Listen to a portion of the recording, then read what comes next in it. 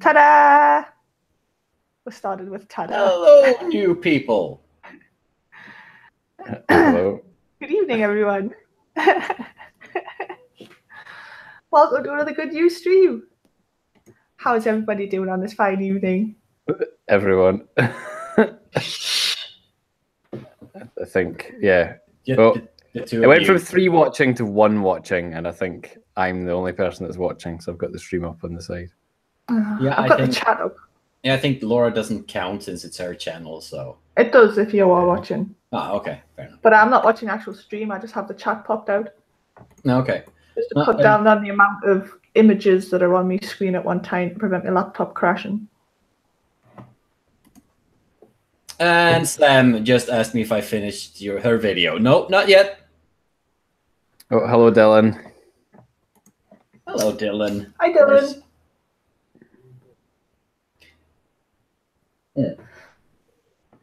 So yeah, this will be same as it usually is, totally unprepared and stuff. So yep. I have 6 articles. That's it. So we'll have to find something else. We might just have chit chat after that or something.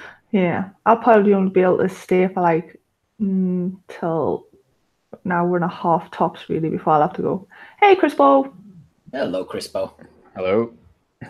Well, yeah, that might just be quite enough for a good news stream, I guess. Yeah, I've got like several articles as well. So anyway, we're joined here today with the wonderful Swedish Sith Lord Bork, White Sith male, and they have a delicious tailed feature. Fucking meh.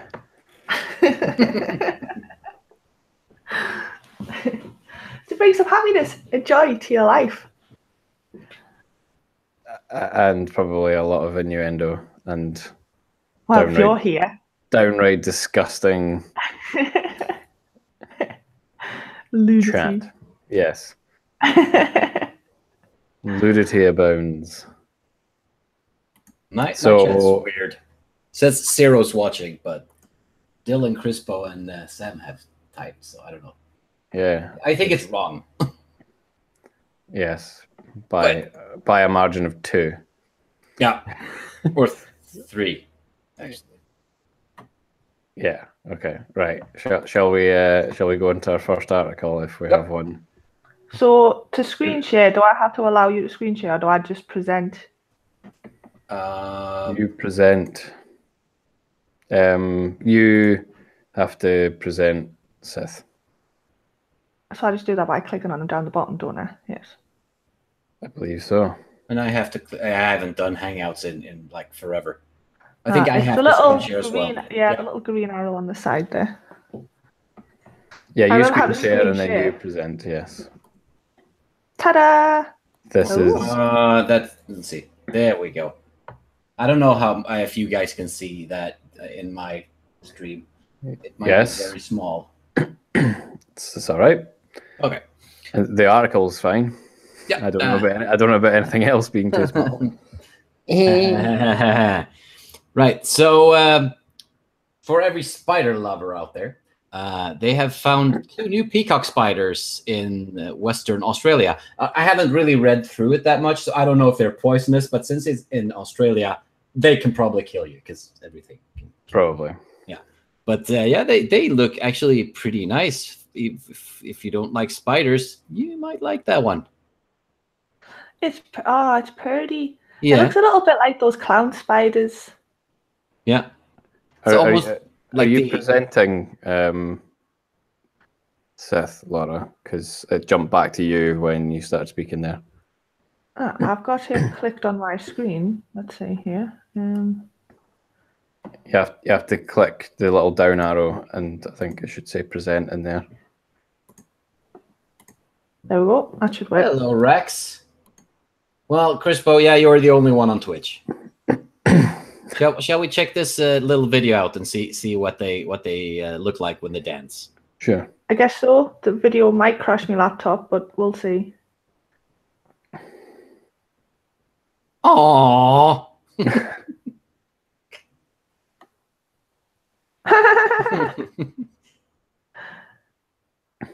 can't say you hate spiders after watching this, can you? Oh, have you seen the pictures of the little clown spiders that wear the water droplets on their heads as hats? It's so cute. No, I haven't seen that. Oh. But they also made the cartoon one. That kind of looks like this one with the big eyes, just to get people not to be afraid of spiders.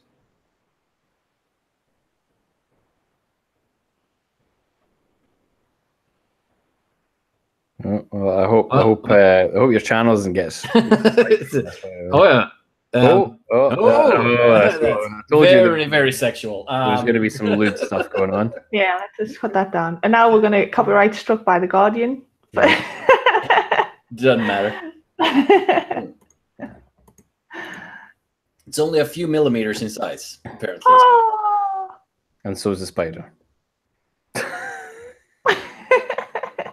There's another one. That one's not as cute, though. I don't know why, but it's not. Oh, hey, Miss Shade. There's Miss Shade. I put Miss Shade instead of Ms. Shade. I do apologise. But she's feeling better, folks.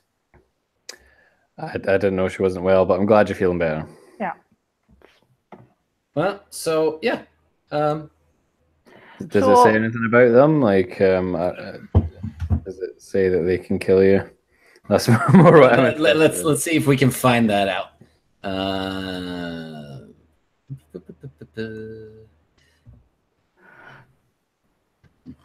Beautiful. So no. Dance. Courtship. I was only discovered last year. Yep. Like near Lake what? Unicup. Oh. Almost unicorn. Oh. He nicknamed the species Hokey Pokey. Let's see. 70 species of peacock spider. Doesn't say. Oh well. I guess we'll have to read the guy's article. Yeah, maybe. Where did he publish it? Yeah, I'm looking it up on Wiki. I've just searched for the word poisonous and the word venomous, and neither of them are in the article. So, if it's only a few millimeters big, it could probably be the most poisonous spider in the world, but I doubt it would do much good. Possibly, yeah. Apparently, it's a jumping spider. I want a drunk gull stumbles in footage. I need to see that. I really need to see that. I need to see a drunk seagull. What's going on over here? I shouldn't have eaten that fish. It was old. Laying in the sun too much. Oh God! Did you see the guy that gave seagulls laxatives? No. Right, it doesn't look that drunk to me. Whoa. I think it's not actually drunk. I think it has a head injury or something. Looked kind of bashed on the side. That wasn't as interesting as I thought it was going to be. No, that promised a lot more than it delivered. Yeah. Fucking Guardian. Yep. Oh, we've got Scribbles in the chat. Hi, Scribbles. Hey, Scribe and Will. Yeah, so that was the first article. Did you find anything out about the peacock spiders? Not really. I just wanted to see if they were poisonous, and they don't seem to be. Yeah. So that's good. Nothing that cute could be that deadly. Well, that's unfortunate. Now I can't say everything kills you in Australia. Oh. Well, it could kill you with cuteness, I suppose. Well, I have another. You could die from squeeing. Yep. Yeah, I guess. Well, if you have arachnophobia, then wow. Rex, how am I supposed to know where your birthmarks came from? When you were born, I guess? I have another one. It's lewd dough. Is it as lewd as spider sex? Do I need to present you again? Hang on a second. If you want to take an article first, that's fine. Okay, I'll do the one I've got here now. Okay, I'll... let's see. I'll have you click there. To everyone. Screen share.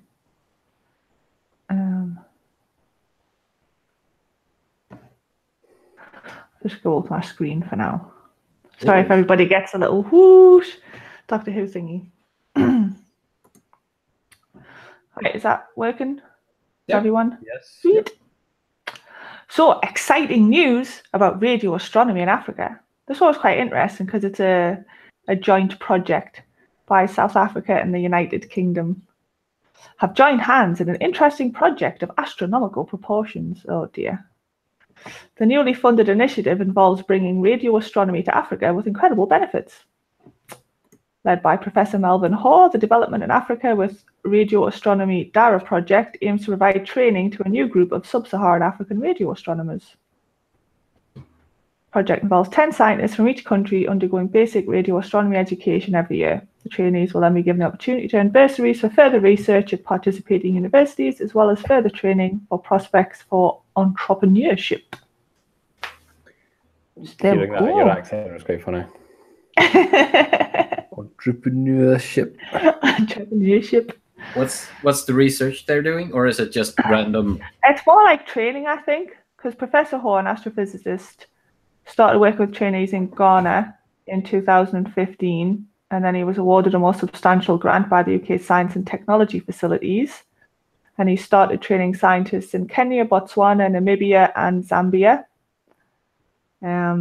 And after an additional 2.7 million from the fund, the initiative has been expanded to include Mozambique, Madagascar, Ghana, and Mauritius. Is radio astronomy really necessary in developing countries? According to Professor Hoare, oh dear. According to Professor Hoare, it is incorrect to assume that developing countries should rather have programs that promote education in agriculture and business instead of scientific programs involving subjects like radio astronomy. After all, one of the major differences between developing and already developed countries is ongoing science. Furthermore, Professor Hoare states that the training provided by DARA plays a vital role in the bigger picture because it provides students with highly valuable and transferable skills that ultimately benefit developing countries by driving economic growth. The program has been well received by participants and by local governments. So there you go. I thought that was a nice, interesting little sciencey one there. Yeah. See, good things do happen in the world. Yeah, especially in Africa. That's good. Yeah, it's about time they had a break. How do I stop screen sharing? Colonials. Stop. Fucking colonials, man. Stop screen sharing and stop presenting. Okay, so I have most of mine are kind of naughty, but I'll save the other naughties for the end. Kind of naughty. Yeah, kind of naughty. There's a theme here. Hi, Telegon. How you doing? Hi, Commie. Hello, PB. Right. Are you in the Twitch chat? Is that why No. you're speaking to people that we don't know? No, this is my YouTube and Twitch chat. Yes. Sith's streaming at the same time, apparently. Yeah, it's a dual stream. Because we got a little confused as to who was actually supposed to be streaming, and we ended up with both of us doing it. Yeah. It doesn't really matter though. Which we only figured out in the last like half an hour. You want to stream as well? Make it 3. Okay. Basically, Sith just went, good news stream, and I was like, aye. And then obviously we both made the assumption that it was on each other's channel, and yeah. Fail. Well, yeah. I think more people watching. So. Hello, Talokzak. Welcome. What? Okay, shall we go to another one of my articles then? Yeah, let's Tailed. Do you want to slip yours in the middle, Tailed? Yeah. Always, baby. What do you mean slip in? You mean slam it in, right? Yeah. Giggity. Right. You are present to me. No, you're presenting me now. Though. Yeah. Okay, yeah, I thought you go first. Okay. Yeah. Okay. Tail's going to slip it in the middle. It's going to be a surprise slip in. Right, so this is Ragnalia the dancing bear, and she's finally rescued from India. And on his way home to India. The Wildlife SOS has rescued the Indian sloth bear that was a dancing bear in Nepal. They first failed a rescue, and a second bear died in Kathmandu. So that was not a good news stream. But this bear is freed. Yay! Yay! After 7 months of intense international negotiations, they managed to get to move the bear. International negotiations. Yeah, apparently. Was the bear dancing for the king or something? Maybe the Dalai Lama or something. I'm not entirely sure that. Well, I don't. Let's see. Was it one of those ones where they made it dance on the hot plates and stuff? So it's not actually dancing. It's just like, oh, my feet are hot. That's it. Probably. That's how they do it. It's really cruel. Yeah, there's a lot of these things in the world, unfortunately. It's 19 years old. At least I'll have a happy retirement. Yep. The bears were showed sign of serious trauma and cowering and pacing back and forth. They had been taken from their mothers while they were small cubs and had their teeth knocked out and their noses pierced with hot iron rods. And a coarse rope forced to open forced through the open wound. I'm so glad that bear's free now. Yeah. Yes. There are some friggin' sick animals. And by animals, I mean people in the world. Yeah. People's probably a better insult, really, to be fair. Patriarch Bear, this is a stream about, well, good news instead of the normal everything's shit news. So we just wanted to lighten things up a bit, even though this was a bit tragical, but now the bear's safe, so there is that. And Jupiter play. Project. Oh, I have been trying to rescue the bear since 2002. Damn. Apparently. Finally, they did. Hello, Jacob. Welcome. That was that one. Do you want me to do mine now, or? Yeah. Okay. Let's present you.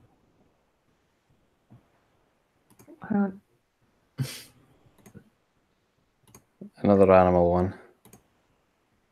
Am I being presented? Yes. Indeed. Indubitably. So, from The Guardian, the crayfish becomes online hero by detaching claw to escape boiling soup. Footage shows the crustacean making a bid for freedom at a restaurant in China. A crayfish who sacrificed its own limb to survive a boiling pot of spicy soup at a restaurant in China has become an online hero. Footage shows the crustacean gripping one of its own claws before detaching it and making a break for freedom, with others inside the pot destined for diners' plates. The clip was first posted on the Chinese social media site Weibo or something by a user named Foreign, who said he had adopted the crayfish as a pet. I let him live. I already took him home and I'm raising him in an aquarium, he said, after other users posted urging him to spare the animal. China is in the grip of high demand for crayfish, with specialist restaurants proliferating across the country. The popularity of the creatures, typically covered in spicy sauce, is attributed by some to the way in which social interaction is encouraged, due to diners having to put away their mobile phones and wear gloves to peel away shells. Doesn't sound particularly pleasant for the crayfish. We Swedes know all about eating crayfish. We have, well, usually in August we have crayfish parties. Lots and lots of crustaceans have to end their lives for us. Well, it looks like the video's here. Shall we watch it? Oh, yeah.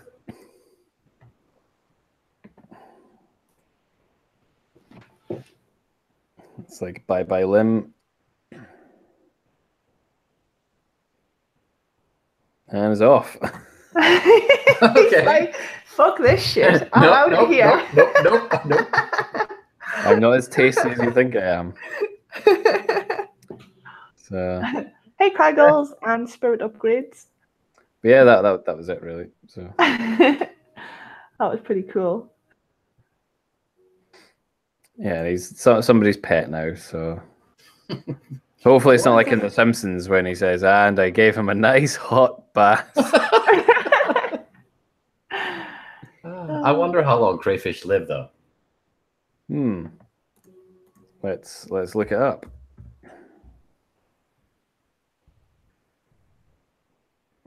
Fish lifespan. See, even Not very learn long. things as I know well. it's not very long in Sweden in August. I know that. Nope. Usually most of them come frozen from like China or Bulgaria or Egypt or something. Lifespan is 3 to 8 years. Okay. Well, could give it a decent life. If he wanted to. I don't like seafood. So I would rather let it live. As Telegon in the chat says, it's not a fluffy critter, so I don't care. Well, you might like the next one then. Oh.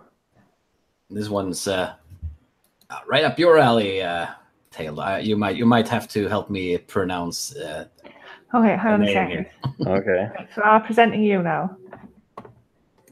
Yeah, you don't need to present me again. I don't have anything else. Right, here we go. Seal rescued from Tabelich. I've never heard of that place before. I'm going to assume it's Tavalach. Okay. The Scottish SPCA is currently carrying... No. Say it. Me? No, yeah. You. Yeah. You have to say it again then. Tavalach. Tavalach.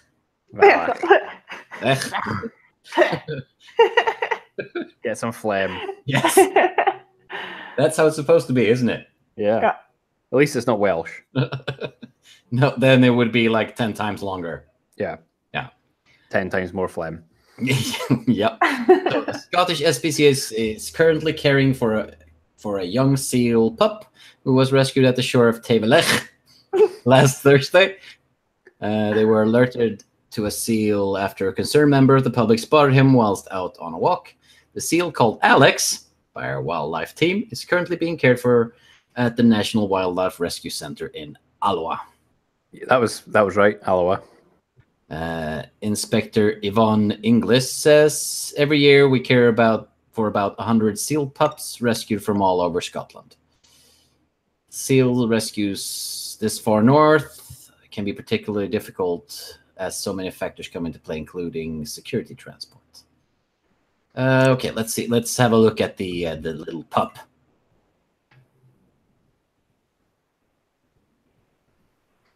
Turn up the audio there. So you can hear it. Can't see anything because he's blindfolded, so he's not scared.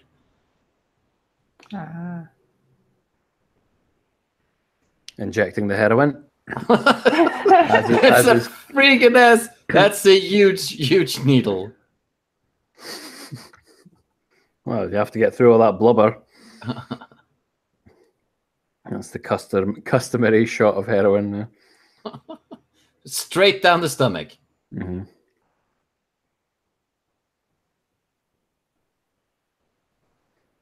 Oh. And straight in the bag. First one's free, mate. Okay. That's quite a disappointing video. Okay. So he's now doing well and is being fed on a diet of liquefied fish. That sounds like Swedish food. And is being fed by syringe and tube. Lovely. Yeah. Yes. It's like Norwegian food they're feeding him. Yep. It is. Okay. Right. Yeah, I've got a one now then. I'm going to have to see where Tevalach is now. Tevalach. Tevalach. Sent to everyone. I wonder if it's anywhere near Ekelfechen or Drumnadrochit. Now, I selected this one was education, but we've ended up in Africa again, so that's fine. You seem to have a fetish, Lauren. We're going to get a copyright strike. A copyright strike from Toto. I like this one because it's related to books, and I have a thing for books and literacy. Books. Yeah. So literacy is one of the keys to success in life, no matter where you are in the world. It has been proven that countries with the lowest literacy rates consistently have the poorest, unhealthiest, and most conflict-ridden societies. For this reason, for decades, there has been an enormous funds invested in literacy programs, especially in underdeveloped nations, to bring hope for a healthy future to every citizen of the world. So apparently, like in the olden days, they used to do this by all the time they would drive like vans with books in the back around to villages and stuff and whatnot. And obviously books have gone digital with like e-books and stuff now, so people have access to it. But they're saying like in areas where so how do you advance literacy and ensure a generation of citizens who can share in the economic success of their country when you don't have like a library and places like that? So they've packed up a van with mobile devices loaded with e-books to take to the kids. So now they can like read books and stuff and also get a bit of a learning in computers and stuff like that from the tablets and things that they're taking around. That's quite funny because that's what they're doing in a lot of kind of rural places in Scotland because they closed all the libraries. Yeah. So they just have these vans that rock up outside where the libraries used to be. And they're just full of Kindles and stuff. Okay. Yep. Why not? Is it black toned windows on the van? I don't know. I've never actually seen one yet. We used to have a book bus when I was younger. I don't know if it exists anymore, but the our library is fairly decent, so we don't have it anymore. But it might exist in the more rural areas. Yes. But yeah, it's good that people get to read. Everyone needs to read more. Yep. Mm-hmm. I take forever to get through a fucking book now. I just don't have the attention span. Well, when you're young, it's the best way to expand your mind. And it doesn't even really matter what you read either, to be fair. Will says, get in the van. With the Ken dolls. Oh. Get in the back of the van. Right, yeah. I have another one. Now we're getting on to. I only have the two lewd ones now left. It's fine. The first one is semi-lewd, since it's not human related. Okay. Ooh, bestiality. Is that your thing? Bit of sheep shagging. Right, so rhino sperm from the cold. New cryo protective increased mobility of sperm after thawing. So a new mixture allows it for the rhino sperm to be frozen and then still be more viable than it used to be. So they can make new rhinos through this sperm. So might help get the rhinos off the endangered list. Endangered rhino species numbers are maintained worldwide by conservation breeding programs, which utilizes frozen sperm for artificial insemination to increase both the number and genetic diversity of their offspring. The success rate of artificial insemination has been low so far, not least because of the moderate quality of the game tags after thawing. A number of studies have reported sperm mobility at a maximum of 50% after freezing and thawing. Sperm with mobility that low is of marginal quality for insemination. So Yeah, a good antifreeze is, however, the essential component in preservation of fragile cells. So apparently, let's see, when I just methyl formaldehyde, it increased from the average of 50 up to 75%. It has been tested with samples of 3 rhino species: black rhino, white rhino, and Indian rhinoceros. Why is it an Indian rhino? Just saying. So yeah, let's see. The cryoconservation of sperm of endangered wild animals still present a number of challenges, including the handling of animal and cell conservation. Rhino sperm was successfully frozen for the first time in 1979. Not 1969. No. Let's see. Doesn't really say anything. Let's see. The scientists have already confirmed the effectiveness on the new combination of cryoprotectives on sperms of giraffes, wolves, and kulan, a wild-ass species. Wild ass. Yep, that's a wild ass. So it might work for other wild animals as well. So yeah, we might be able to save more of our endangered animals. Sweet. And of course, it wasn't as lewd as we were No, expecting, hey. but Omegon is making it pretty fucking lewd in the chat. Of course he is. Come sickles. Oh dear God. You're supposed to be in bed. Go to sleep.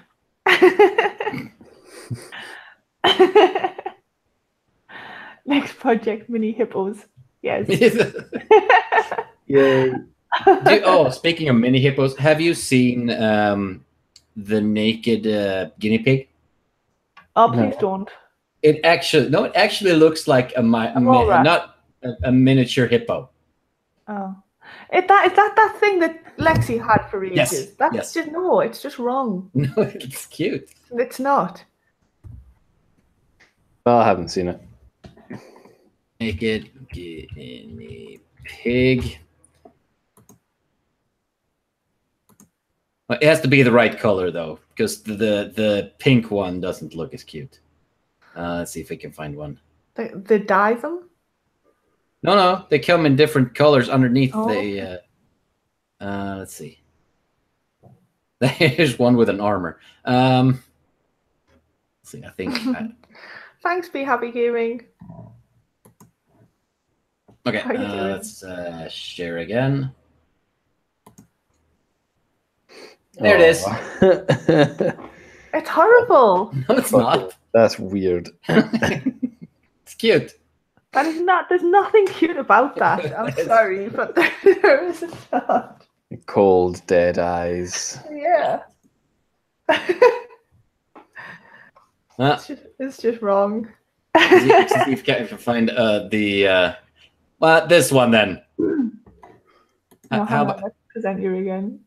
I need to get it. Oh, it's downloading. No, still presenting. Let's see. It's fucking adorable. There's something wrong with you. There we go. Oh no! That's a bit weird. Putting flowers on its head does not make it any cuter.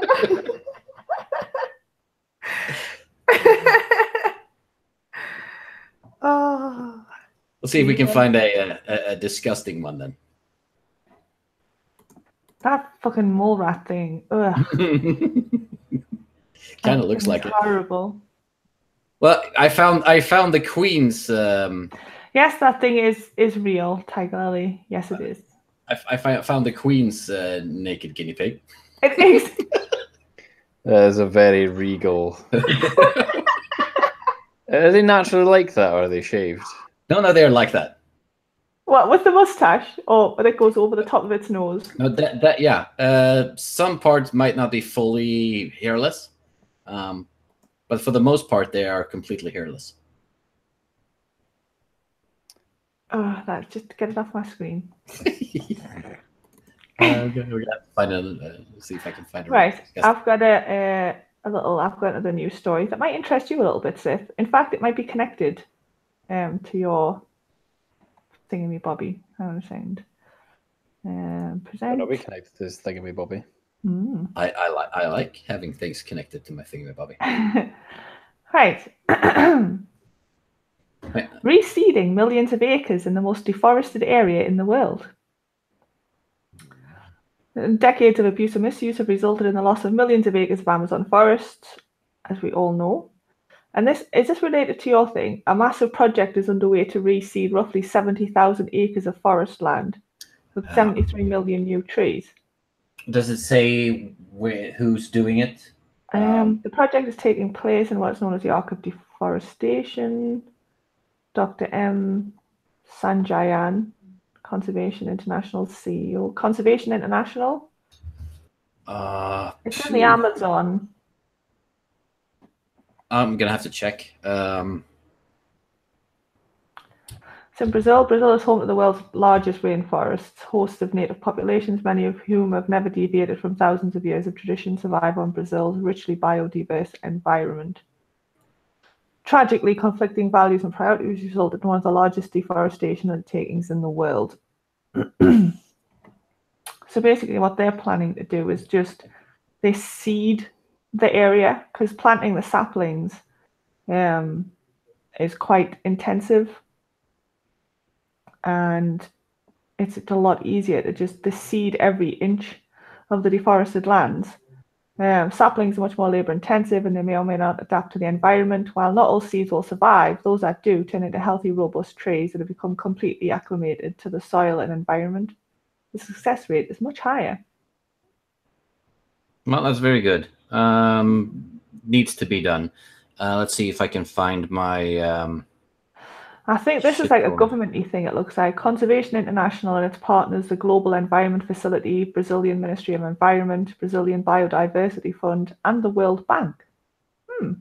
I wonder why the World Bank's in there. Maybe it's thinking, God, soon there'll be more trees to chop down and we can make that might be it. I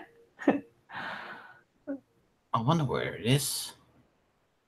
The most dangerous species found in the world. Really? No, it has to be older than 5 months. There it is. Let me see. And pause it. And let's check the links. Because you've got your Shitlord Forest thing, haven't you? Going on. The Rainforest Trust .org.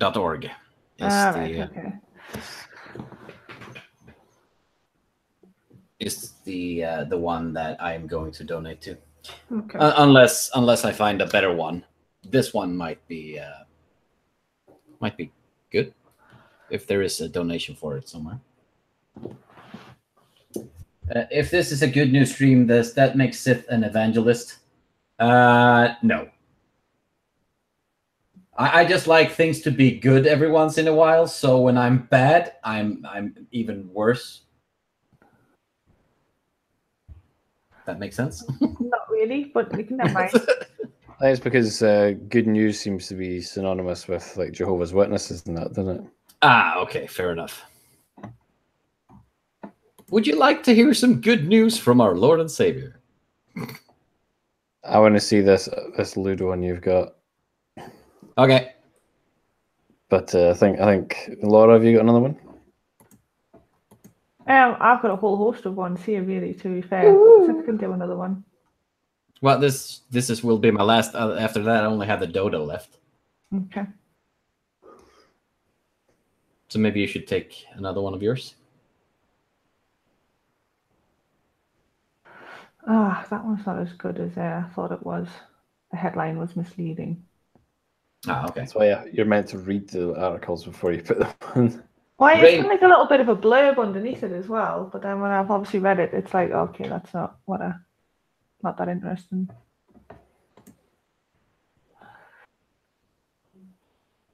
Who am I presenting currently? Oh, me still. Stop.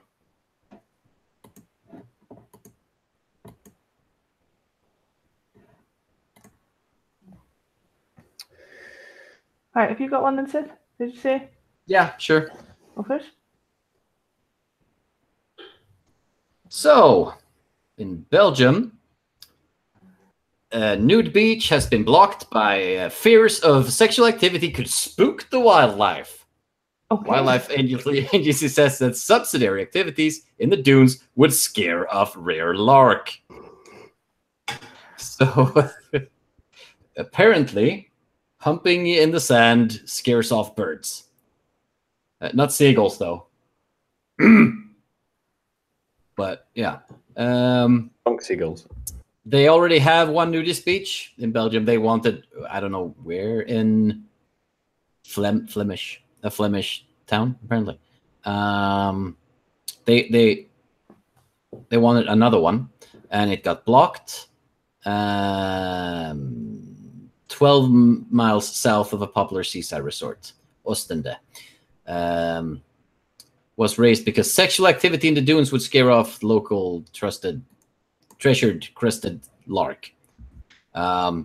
Because when you're nude on the beach, naturally everyone has sex, right? Totally. Let's see. Informed the region's environment minister Jokke Schauvlige that the lark, whose name derives from feathers on its head that rise up during courtship, could be alarmed by the activity and would flee. Yeah, it'd probably go somewhere else where someone isn't humping, like a couple of feet away, maybe. And the dunes themselves will also likely be damaged by such subsidiary activity, the agency said in a formal submission. How? People banging, jeez. Yeah. They're gonna leave a huge hole in the ground, man. Yeah. Can't have that. A subsequent suggestion that a fence should be established around the dunes where the birds breed was met with skepticism. Steve van der Berg, the local mayor in Brende, I suppose where it is in Belgium, where Belgium's first and only nudist beach is located, told the Flemish daily newspaper Het Nooitblad that it would not offer much deterrence. Barbed wire against nudists. As a man without clothes cannot get over barbed wire, he said. Now, it could get snagged. It could get snagged in the barbed wire. So, yeah. Mine would, yeah. Does that include furious masturbation by those watching other sexual activity? I don't know if that would damage the dunes or scare the birds. It might. Let's see.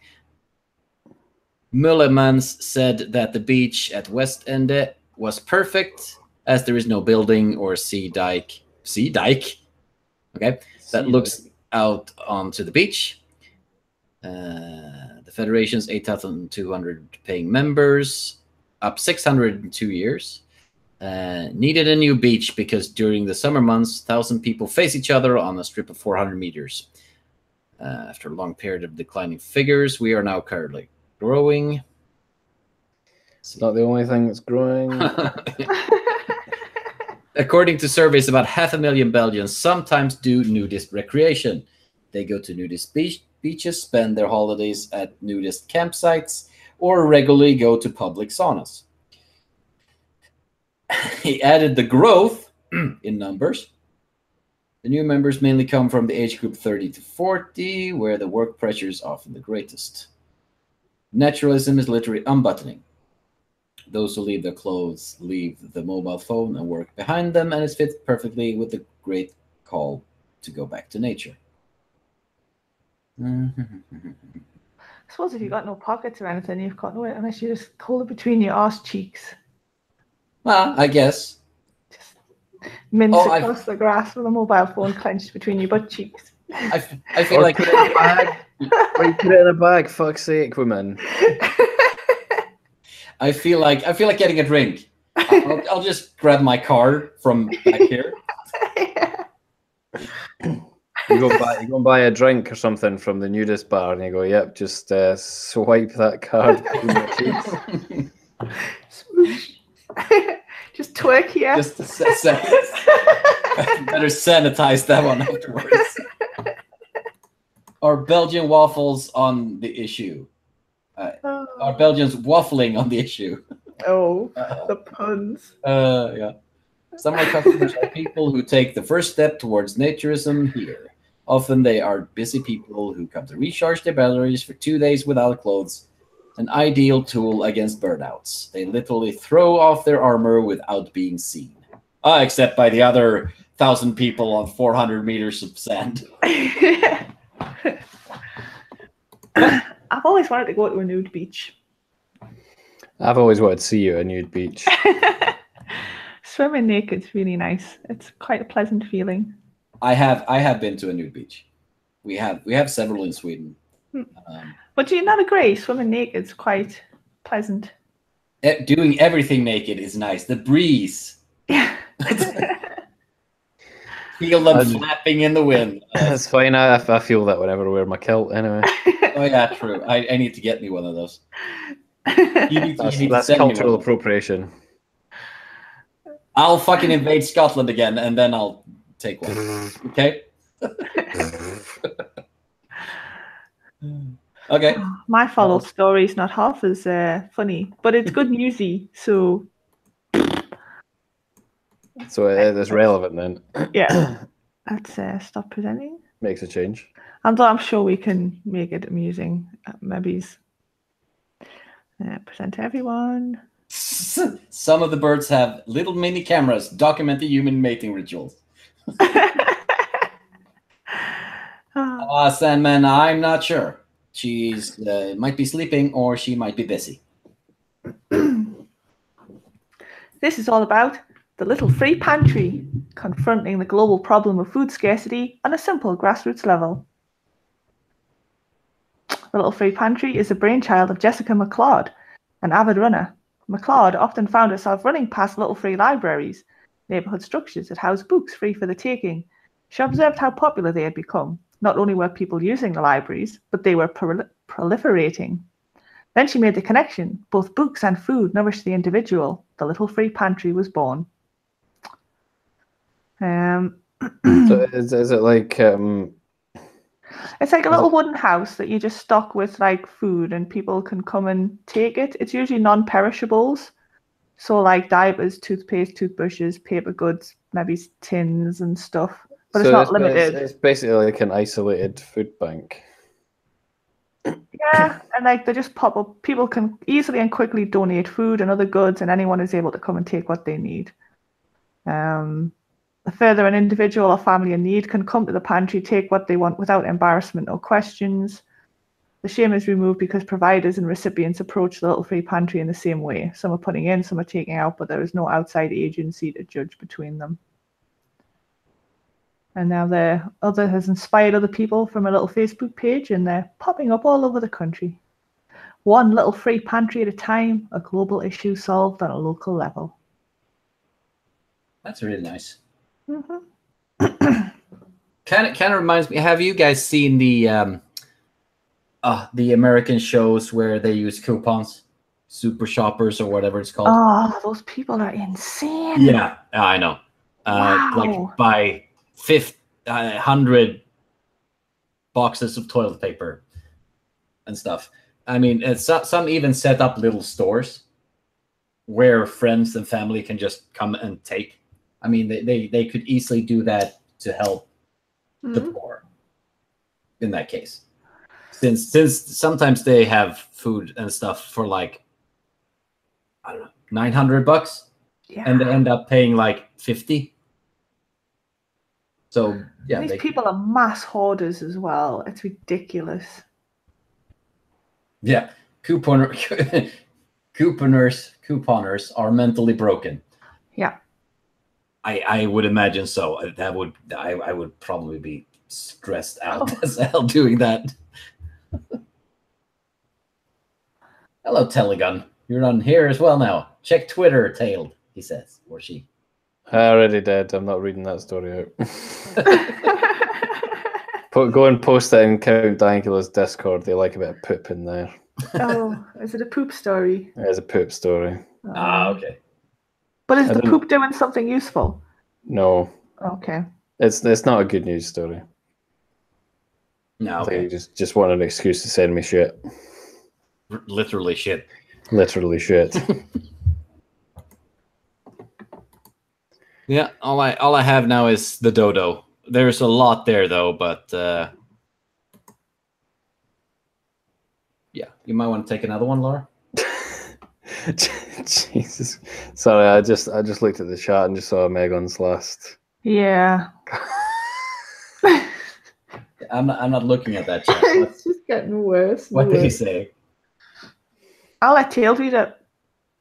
Do it. Laura likes to swim nude in a pool of frozen rhino cum. That should be the name of the stream. I'm not entirely sure how one swims in frozen rhino cum, but never mind. With great difficulty. Good point. Like, that's the most unrealistic thing about that scenario. Yeah, that's exactly it. Sandman says, "Tell feature, remember to tell Sinatra happy birthday." No. No. Nah, fuck him.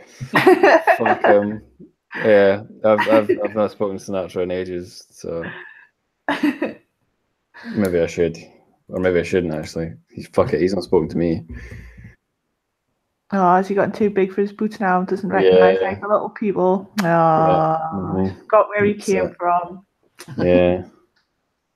Shocking. He still follows me. Or is this a meme anyway? This is a meme. People have said happy birthday to me for like no reason apparently. So I don't know, but yeah, I'm not gonna. I'll go to the dodo then. Oh, I was going to say I've got one here if you want to keep the dodo for. Yeah. Okay. Let's go to. For the last resort. Yeah. Oh, hang on. What do you mean, Sandman? Steam.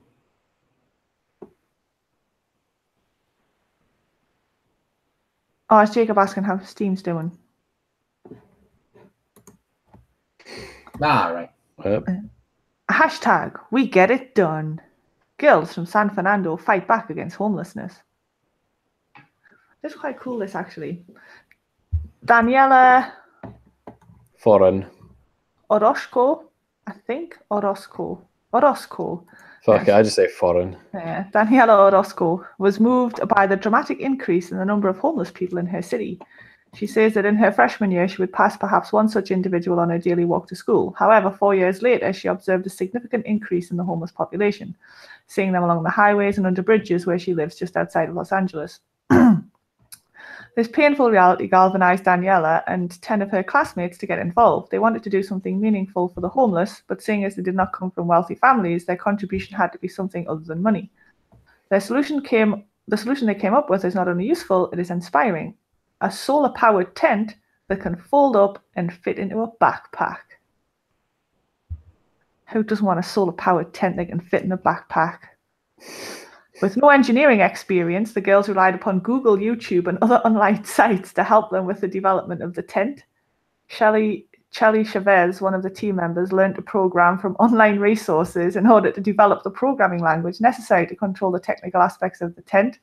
According to their teacher, there was also quite a bit of trial and error, all of which fed into the immense learning process that these girls engaged in. The team won a $10,000 grant from Lemelson MIT program to help them develop this amazing invention that they hope will improve the lives of homeless people throughout the country. They worked under the wing of DIY Girls, an intervention program that seeks to bring all girls into the mathematics, sciences, and engineering fields. And so far, they have designed and built 2 prototypes, although there is only one solar tent that remains intact. The first was practically destroyed during quality control. The second, however, is much sturdier. And they're currently working on getting the tents to mass production. That's really good. Yeah. Well, that'd be useless in this country. Right now, yes. Yeah. But in the winters, especially Sweden, I mean, we don't have that many people who are homeless because of our huge welfare system, even though it's falling apart. But But yeah, in Sweden, for those who actually are, this one would be really handy. And I would imagine the north part of America and Canada. It's not really that the thing. It's like one of the lasses just took it upon herself to just learn to program shit online. I think they'll at the same time they all just learned how to do stuff, which I think is quite cool. Girl power. Yeah.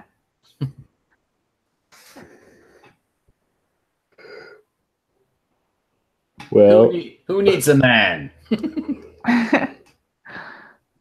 I just like to see young people fucking just not on the street. shit like that. Yeah, you know, just taking it upon themselves to help. Like that is a way communities can work together, if you know what I mean.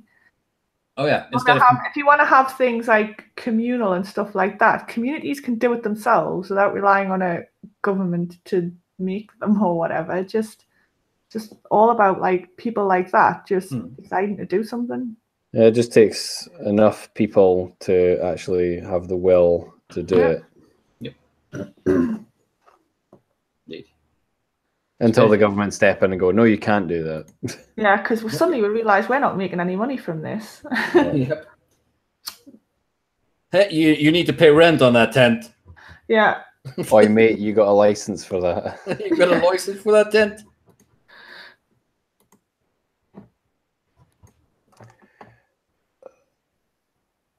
I'm just scratching a lottery ticket. I want to be a millionaire. That'd be a great way to end a good news stream. Yeah, winning lots of money. I'm gonna save the last number until the very end. Okay, so sharing now. And here we have the dodo. For those of you who don't know what the dodo is, it is a group of people who make videos on animals that have been rescued, that almost died and stuff like that, and get help. If you don't, you can go to the dodo.com, as you see upstairs, up top, and follow it there. And they also have a Twitter, and they post every once in a while very, very nice videos of dogs that were mistreated and then find a new home and are very happy. So, for instance, let's pick one of these. I guess people rescue giant manta from fishing net. This is like, whoa, that's loud shit. Advertisement. It's fine, we can't hear it. Yeah. Yeah, I can. Oh, wait, hang on, am I presenting you? Hang on a second. Okay, now I am. Sorry, okay. chat. There we go. There we go. What do you mean none of this was good news? We're making Taloxac sad. Dodos aren't delicious birds? No, dodo is dead. So they're probably not delicious. No, that's why they're all dead, because they all got eaten. Yeah, that might be true. That is a big ass ray. Yeah. Oh, yes. I think it'll weigh a ton as well. Yeah, and imagine getting stung by that. That can't be very pleasant. Crikey. Telegun ate the dodo. And no, the poo story is not how we were going to end this. That is just our world today, isn't it? Everybody stand on the beach with their phones out watching one dude fucking, honestly. Yep.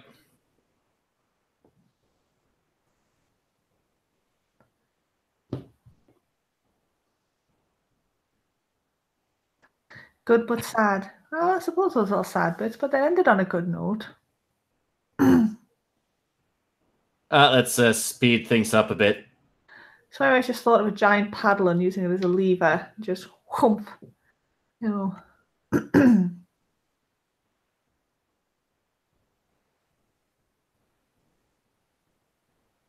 And that guy furthest out gets pulled away with the manta. Oh, I'm hungry now. Num num num num num. He gets to meet Steve Irwin. Yep. That's weird because mantas are usually like reasonably like peaceful. And there it goes. Yay! Woohoo! How good must those guys feel?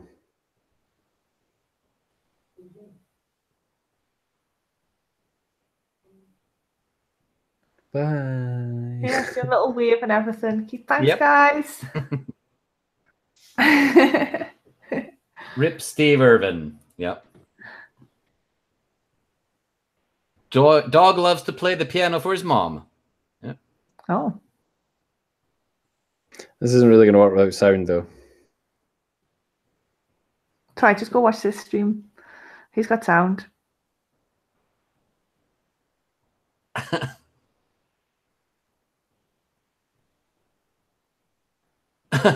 Okay. Okay. Okay. Derpy dog. This is what it is. We're just going to watch Dodo videos now for the rest of the stream. The Dodo stream.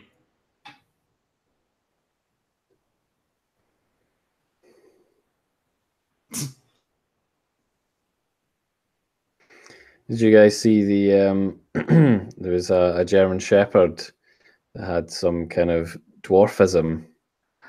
No. And it just means that it's going to stay a puppy forever, like looking like a Oh, what one? puppy. I'll see if I can find it. I've got a nice little story here. Mantas, not to be confused with mantras. No, true.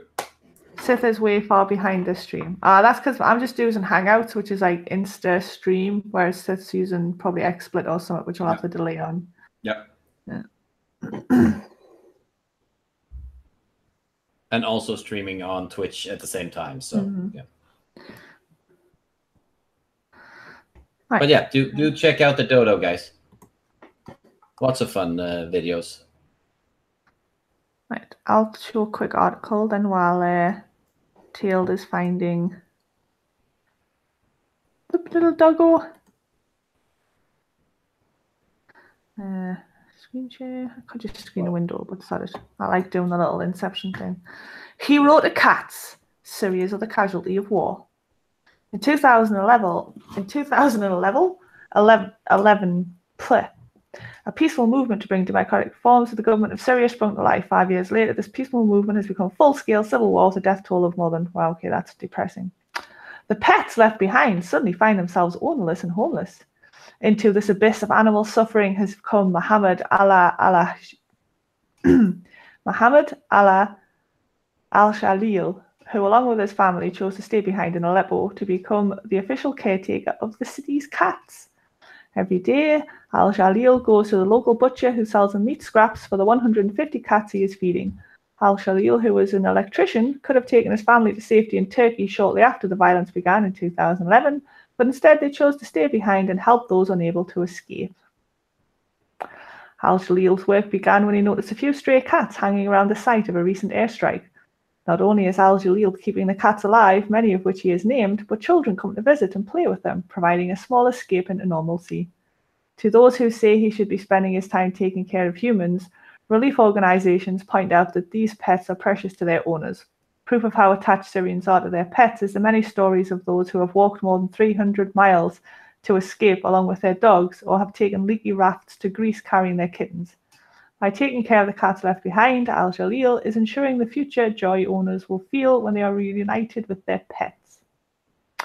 Al-Jalil knows that he is taking a very big risk by staying. Nevertheless, he dreams of opening a shelter and animal hospital one day, and in the meantime, he and his family continue their mission of caring for the beloved cats left behind in Syria's chaos. Very nice. Bless him. Good people in the world. Yep, definitely. Needs to be more of those. I think there was another guy that did it in it was somewhere that's radioactive now. I think it's tapering off, so it's not like, insta death to go in there, but it's still like pretty much a death sentence for this guy if he stays there for a long time. But he stayed there and looked after the animals in this place. Okay, so not Chernobyl. It might be, because that was a while ago now, so that radiation's still like bad, but not like insta-death kind of thing. Yeah. Well, no, not since they put a massive dome over the whole thing as well. So I'm wondering if this maybe is just like the outskirts or something. This was a while ago, this one though. That wasn't. Maybe it was Fukushima. I'll look it up.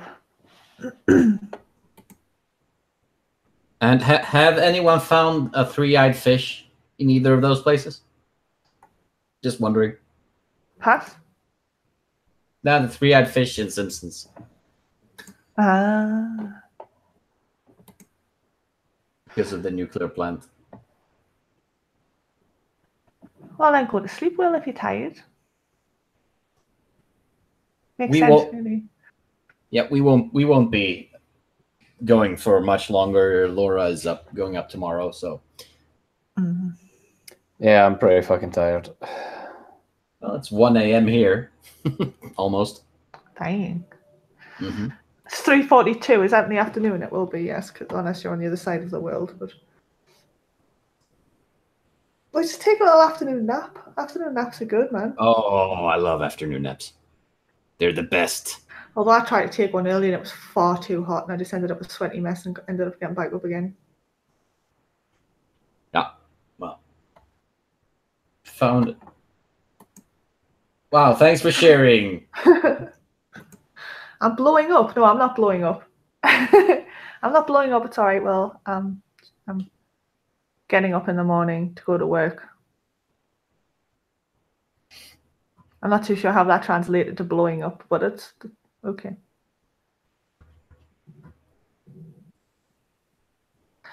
Chat's weird. Yeah.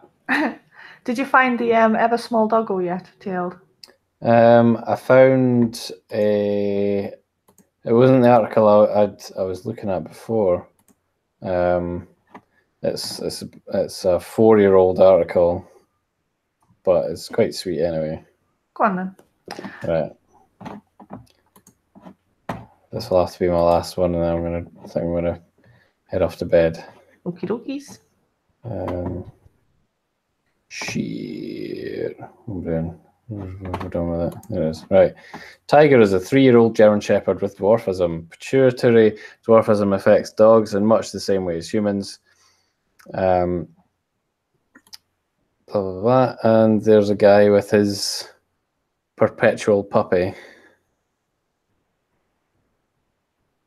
Are you screen sharing? Oh, well, I clicked on screen share. Oh. So, for some reason it didn't work. Okay, hang on.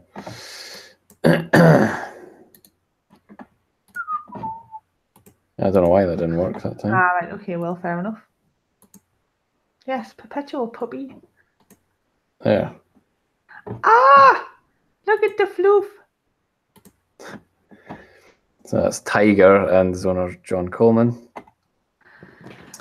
So it's a genetic disorder predominantly found in purebred German Shepherds that reduces the production of growth hormones. This means the dogs stop growing at an early age and live out their time as almost entirely proportionate bonsai. The result is undeniably adorable and puppy-like, although up close the dwarves don't really look like infant German Shepherds, more like a corgi cross with a raccoon. Oh dear God. Aww. Yes, doggo. Yeah, unfortunately, they do have a lot of health problems. That's the only thing. Yes, so I don't know. It's just a little floofer. It is. Little floofer. Look at his little face. Aww. Apparently, they've got small man syndrome as well. Like they're really aggressive with other dogs. Well, at least they'll only ever be able to bite your ankles, I suppose. Yeah, and maybe is next to a proper German Shepherd. Oh, and do they keep like the little cute puppy fluffy fur as well? It seems. Yeah, they do. They don't. They have problems growing adult fur, and getting sort of adult teeth and stuff as well.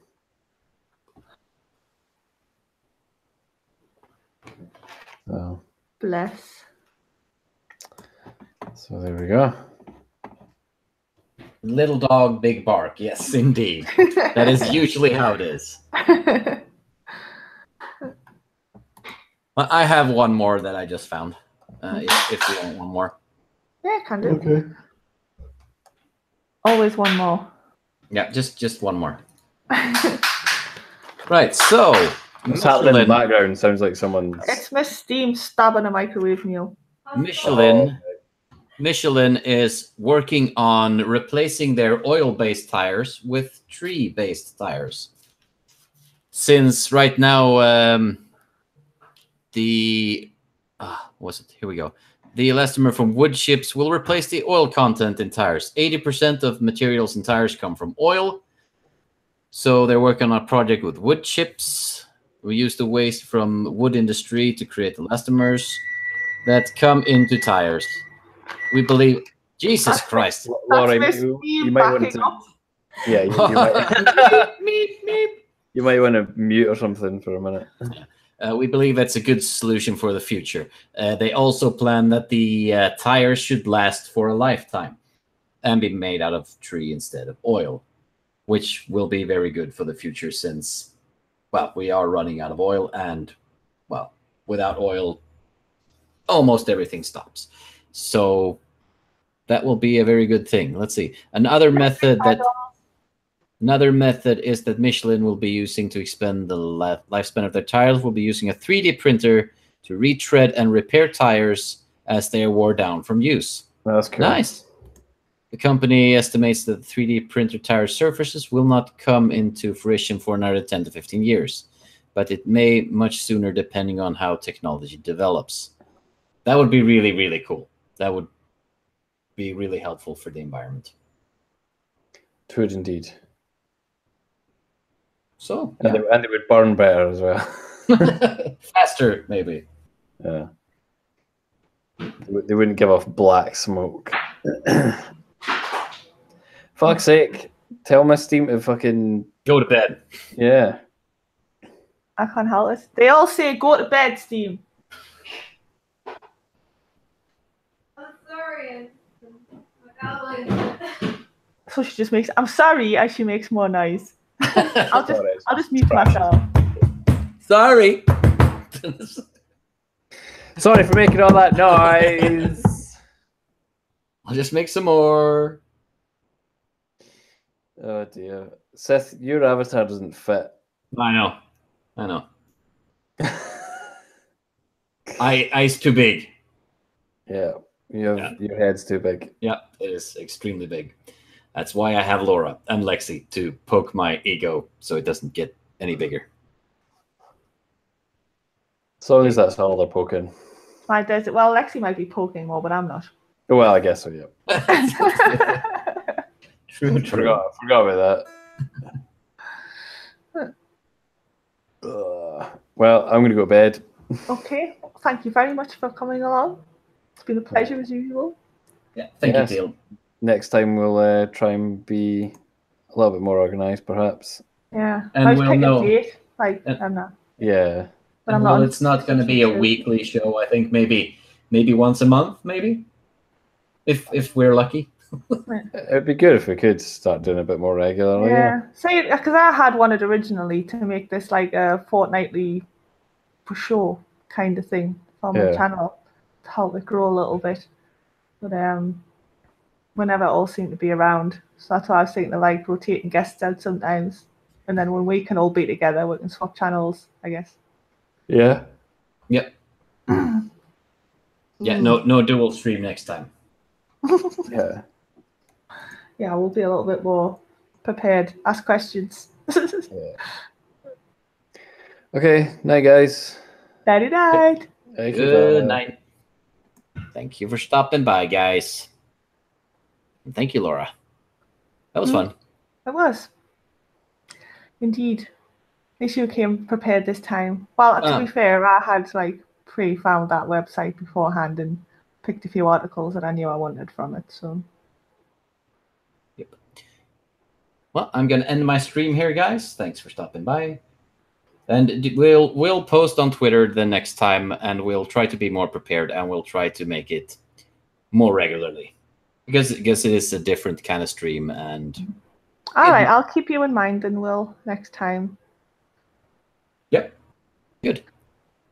Bye bye. Good night, everyone.